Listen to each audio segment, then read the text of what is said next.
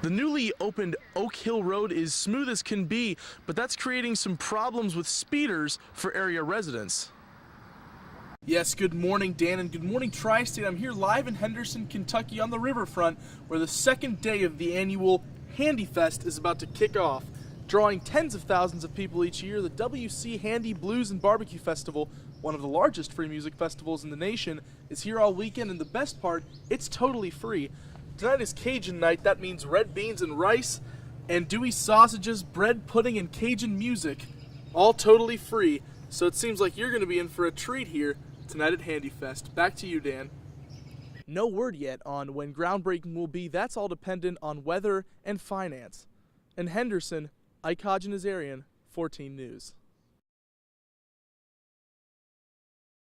In a landmark ruling from the Supreme Court today, the court ruled in favor of Hobby Lobby and other closely held family-owned corporations. The ruling was a close 5-4 split.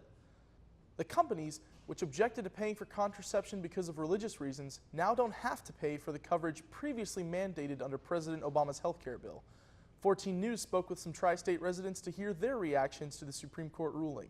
I personally feel as an employer that that's not my position to have to do. If you feel that way, then you should provide it yourself. That's not us. And the fact that they have to fight that decision, I find very un-American.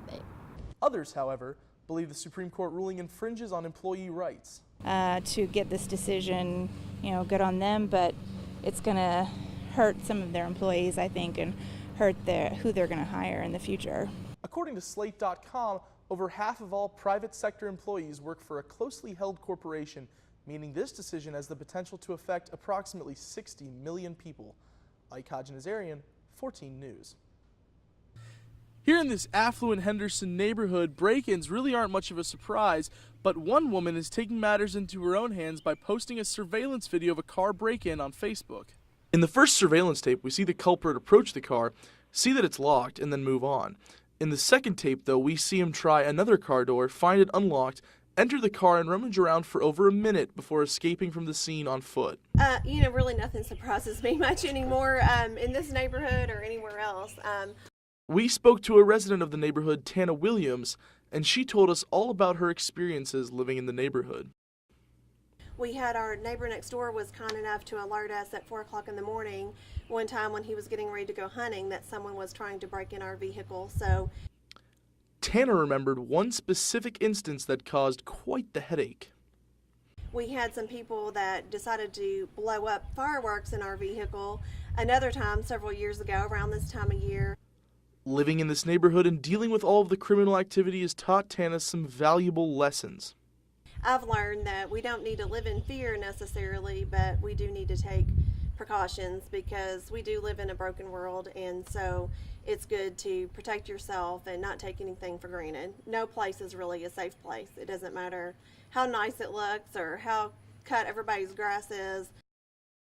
A police report for the break-in has not yet been released, but since being posted on Monday, the video of the surveillance footage has received almost 200 shares. Ike Hajinazarian, 14 News. Here at the DuBois County Museum in Jasper, Indiana, one man is helping the community by restoring its history. His name is Joshua Dodd, a 30-year-old Jasper High School art teacher and a member of the Jasper Stone Carving Group, and he's rechiseling the lettering on tombstones to help bring the stones, some of which are hundreds of years old, back to life. We're actually preserving history. We're not only preserving it, but kind of resurrecting it. On a trip commissioned by DuBois County, Josh traveled to Germany for a month about a year ago to learn the intricate skill. And now, along with doing the work on the stones themselves, he's bringing his newfound knowledge into his art classrooms. I'm able to relate to them exactly how hard and intense it was. I'm able to show them what little thing I did and then show them these large-scale projects and say, okay, this right here took 2 days. You can imagine, the equivalent of how long that took. And Josh isn't just teaching the kids about the stone carving. He says he wants students helping out with the process. We're trying to get some students involved as well. We want to get some students to kind of join the group, and I want to kind of pass on just the letter carving skills so that we could get them in here and kind of have them help along. With hundreds of area Pop a stone tombstones in need of off. restoration, it looks like Josh will be keeping busy. I feel it's helping the community out a lot because there's people out there that take a lot of pride in their family and in their genealogy, and without restoring them, there's not a whole lot of written record. Our hope is that family members will be sitting at home and say, hey, my great-great-grandfather's stone's getting that way. I want to contact these guys and have them restore it. To contact Josh directly, you can find his email address on our website at 14news.com. In Du Bois County, Ike Hajinazarian, 14 News.